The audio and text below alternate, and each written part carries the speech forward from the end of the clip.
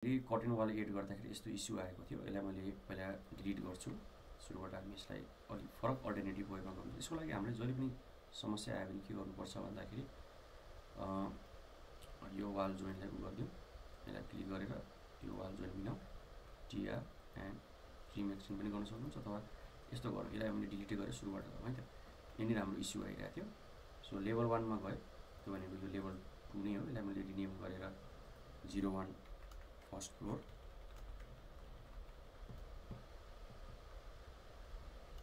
कति कुराहरू क्लासमा भन्न भ्याइँदैन। सो हामी चाहिँ यस्तो सर्ट भिडियो बनाएर तपाईँलाई पठाउनेछौँ है। सो यो स्ल्याब चाहिँ तपाईँले अझै बाहिर निकाल्दा पनि हुन्छ यहाँबाट, किनभने अलिकति बाहिरबाट निकाल्दा पनि केही फरक पर्दैन है। सो यस्तो 1 फिट जति मोटामोटी। So 1 fit okay. सो यसलाई चाहिँ ट्रिम एक्सटेन्ड गर्नु होला। एनिवे सो यति गरेर एआर फर अलाइन यसलाई सेलेक्ट गरिदिनु ओके। यो त सिम्पल यस्तो पनि सेभ गर्दा नि हुन्छ। अनि 3D मा हेर्नुहुन्छ नि समथिङ लाइक दिस। अब हामीले यहाँ वाल बनाउँदाखेरि चाहिँ अलिकति इस्यु आइरहेछ। त्यो प्रब्लमलाई हामी ट्याकल गर्छौँ है त। त्यसलाई ट्याकल गर्नको लागि यो जुन हाम्रो साइड प्लान छ यसलाई पनि मैले एडिट गर्न खोजेँ। त्यसको लागि चाहिँ यसको स्ल्याबको लाइन पनि यहाँसम्म मिलाएँ। TR for trim extend and यो चाहिँ जे गरिन्छ कसै फरक पर्दैन। 3D मा हेर्नु होला यो समथिङ यो होइन। हामीले चाहिँ अब सिधै कटिङ वाल जोइन गर्दैन, तर वाल एड गर्दाखेरि चाहिँ कटिङ वाल जोइन गर्ने पार्टमा चाहिँ गाह्रो भइरहेछ। जस्तै कि फर्स्ट फ्लोरमा गए, आर्किटेक्चरमा गए, वाल यहाँ गएर वाल आर्किटेक्चर अनि जोइनहरू अलाउ छ सबै। यो चाहिँ 40 फिट जति गर्दा हुन्छ अनकनेक्टेड हाइट। ठ्याक्कै कति छ मैले एक्ज्याक्ट स्योर भएन होइन। फिनिस फेस एक्सटेरियर अनि यहाँबाट चाहिँ मैले 9 इन्चको वाल बनाएँ। ठिक छ, यसरी समथिङ लाइक दिस है त। यहाँनिर यो जोइन्टमा चाहिँ म डिसअलाउ जोइन गरेर यसलाई चाहिँ यहाँसम्म राख्छु, जसले गर्दा एज आइरहन्छ। TR for tree disallow join गर्नुको अर्थ के हो भन्दाखेरि यसको लागि यो एज चाहिँ म दिइराख्न चाहन्छु। ओके एनिवे त मेन कुरा त्यो होइन। हाम्रो मेन कुरा भनेको चाहिँ हाम्रो यहाँ समस्या आइरहेछ। सो हाम्रो यहाँ जस्तै कटिङ वाल मैले एड गरेँ भने, जस्तै यहाँनिर मैले कटिङ वाल एड गरेँ वाल आर्किटेक्चर अनि कटिङ एउटा स्टोर। यसलाई चाहिँ म डुप्लिकेट गर्छु है। डुप्लिकेट यो 111 दिएँ। अटोमेटिकल इम्बेडेडमा यदि टिक मार्क लगाउने हो भने यसले चाहिँ अटोमेटिकल इम्बेडेड त गर्छ, तर के गर्छ भन्दाखेरि यो गर्छ, यो गर्छ हो। सो यो त हामीलाई समस्या भयो होइन। सो 3D मा हेर्नु पनि यही इस्यु आइरहेको थियो हाम्रो। यो वाल पनि यहाँ बिचमा बसिरहेको थियो। यो त मजा आएन हो कि होइन। सो यो इस्यु आएको हुनाले यसलाई कसरी ट्याकल गर्ने भन्ने चाहिँ हाम्रो सोच भयो। त्यसलाई ट्याकल गर्नको लागि के गर्नु होला भने धेरै अल्टरनेटिभ छ। एउटा तरिका चाहिँ के छ भन्दाखेरि आर्किटेक्चरमा जानु, वाल आर्किटेक्चर यो 11 यो बेसबाट चाहिँ 3 फिट माथि होस्। अनि यो चाहिँ अझै मैले 38 फिट गरेँ। अनि एडिट टाइपमा गएर यो अटोमेटिकल इम्बेडेडमा टिकमा हटाइदिनु होला। अनि हामी म्यानुअली चाहिँ काट्छौँ भनेको अटोमेटिक इम्बेड टिकमा हटायो भने वार्निङ मेसेज आउँछ, जस्ट इग्नोर गर्नु होला त्यसलाई। अनि यो मैले गरेँ ठिक छ। अनि मैले यो कटिङ वाललाई सिलेक्ट गरेँ र यो वाललाई सिलेक्ट गरेँ अनि कटिङ वाललाई सिलेक्ट गरेँ। यो सिटिआरएल दाब्दै सिलेक्ट गर्दैछु है। ठिक छ। 3D मा हेर्नु समथिङ लाइक दिस। यसलाई आइसोलेटमा हेर्नको लागि के गर्नु पर्यो, सिलेक्सन गरेको कुरालाई HI गर्नु पर्यो। अब हाम्रो मेन कुरा भनेको के हो भन्दाखेरि हाम्रो जुन यो जुन कटिङ वाल छ लेभल 1 देखि हेर्ने हो भने हामीले यसलाई लगभग यहाँबाट चाहिँ गर्दा ठिक होला है। लगभग यहाँबाट मैले गरेँ। यहाँनिर चाहिँ म स्प्लिट गर्छु। यहाँनिर चाहिँ यसलाई सिलेक्ट गरेर यो डिसअलाउ जोइन गरिदिएँ होइन, सजिलो भयो नि त होइन। यहाँ पनि त्यही छ। सो यसलाई सिलेक्ट गरेँ, सिटिएल दाबेर सिलेक्ट गरेँ, यसलाई सिलेक्ट गरेँ, यसलाई सिलेक्ट गरेँ अनि यसलाई आइसोलेटमा हेर्नको लागि HI गरेँ। अब सजिलो भयो नि त। कटिङ वाललाई मैले सिलेक्ट गरेँ, यसको टप चाहिँ मैले 36 फिट गरेको छु है। Okay nice. अनि यो पनि 36 फिट। यो ठुलो कुरा भएन। अब मेन कुरा भनेको यसलाई कसरी कटिङ गर्ने त यो वाललाई होइन। यो वाललाई त हामीले काट्नु पऱ्यो होइन। यसको लागि चाहिँ के गर्न सकिन्छ भन्दाखेरि धेरै तरिका छ काट्नुको लागि।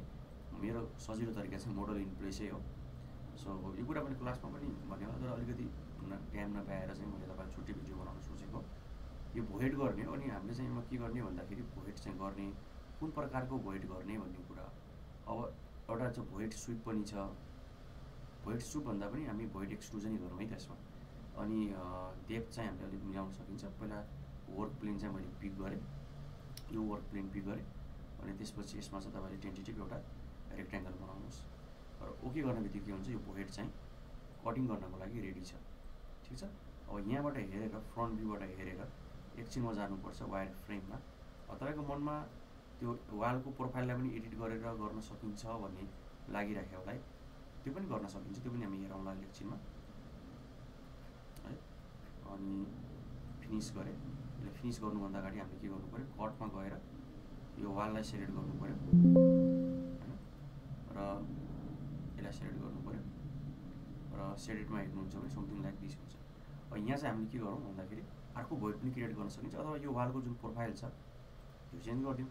So there are alternative ways के हैन। वालको प्रोफाइल एड गर्न के गर्नु पऱ्यो, तपाईँले यहाँदेखि यहाँ क्लिक गर्नु पऱ्यो अनि त्यसपछि यो वार्निङ मेसेज आउँछ, एसएल फर स्प्लिट अनि टिआर फर ट्रिम।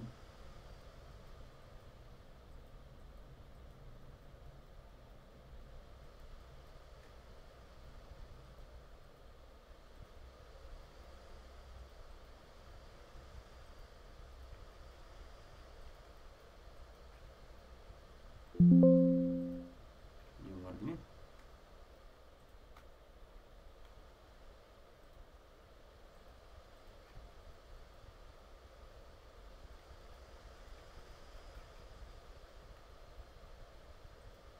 हैन। यसरी पनि गर्नु एउटा तरिका के भयो, तपाईँको वालको प्रोफाइललाई नि एडिट गरिदिने यसरी भयो। यसरी चाहिँ गर्न सक्छ। अब हामी बोर्डर बनाउँ है। त्यो बोर्डर बनाउनलाई के गर्ने, एकछिन झ्याललाई मैले एचएस दाबेर हाइड गरेँ। अब मैले sweeps architecture component model in place wall by extrusion हैन, यसमा चाहिँ मैले स्विप्स लिए, स्केच अफ पाथ भन्दा पनि पिक अफ पाथ गरेँ। यो पाथ र यो पाथलाई पिक गरेँ। छैन रमाइलो यी कुराहरू चाहिँ क्लासमा किनभने सिकाइसकेको कुरा पनि हो, तपाईँले ट्याकल पनि गर्नुपर्छ होइन, किन दुईवटा सोलुसन देखियो यहाँ है, अरू सोलुसन पनि होला है। सो अब यसलाई चाहिँ मैले यहाँबाट आएँ अनि पाथ चाहिँ म बनाउँछु एडिट प्रोफाइल अनि लाइन टुलबाट बनाउँछु है त प्रोफाइल समथिङ लाइक दिस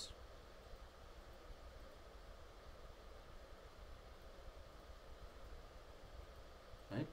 यो गरेँ अनि ओके गरेँ, समथिङ यस्तो खालको बनाएँ। अनि यसमा चाहिँ तपाईँले मटेरियलहरू पनि दिन सक्नुहुन्छ। ओके गर्ने, यसलाई सेलेक्ट गरेर अलिकति यसलाई ठुलो बनाउने तपाईँले थोरै है। अनि हाइट रिसेट पनि गर्न सक्नुभयो हैन। यसलाई तपाईँले डबल क्लिक गर्ने बित्तिकै त तपाईँको मटेरियल एडिटर आइहाल्यो है त। यहाँ छ मटेरियल अनि अहिले वाल स्टोन लगाइदिएँ मैले है, फिनिस गरेँ। बुझ्नुभयो यो वाला गरेको। सो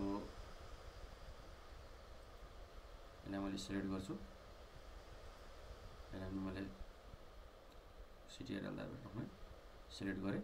यसलाई चाहिँ मैले यही हामीले बनाएको कटेन माइ ग्लास वालमा राखेँ है त। यसरी चाहिँ गर्न सकिन्छ। अब यो बोर्डर एलिमेन्टको कलर मन परेन भने यसलाई डबल क्लिक गरौँ हैन। यसलाई स्टोन वाल भन्दा पनि एउटा कुनै नयाँ मटेरियल बनाउँछु, क्रिएट न्यू मटेरियल।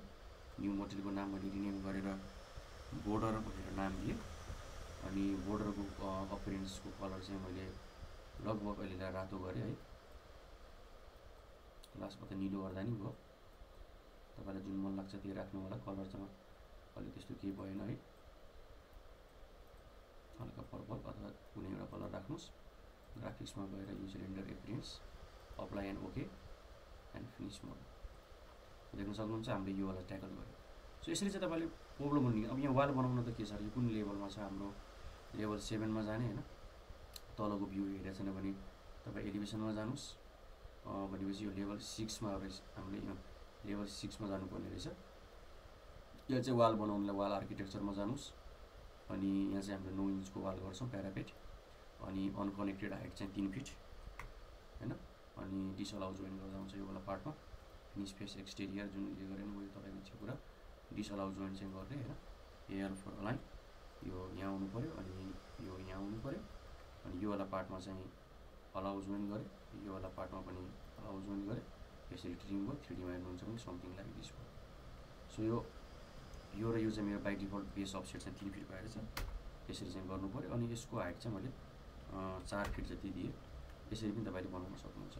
मलाई विश्वास छ यो भिडियो हेरिसकेपछि तपाईँलाई यस्तो इलिमेन्टहरू क्रिएट गर्न आयो र प्रब्लमलाई ट्याकल गर्न आयो र के कन्फ्युज भएमा चाहिँ हामी एनी टाइम तपाईँलाई क्लासमा गाइड गर्ने नै छौँ। यहाँसम्म भिडियो हेर्नको लागि धेरै धेरै धन्यवाद।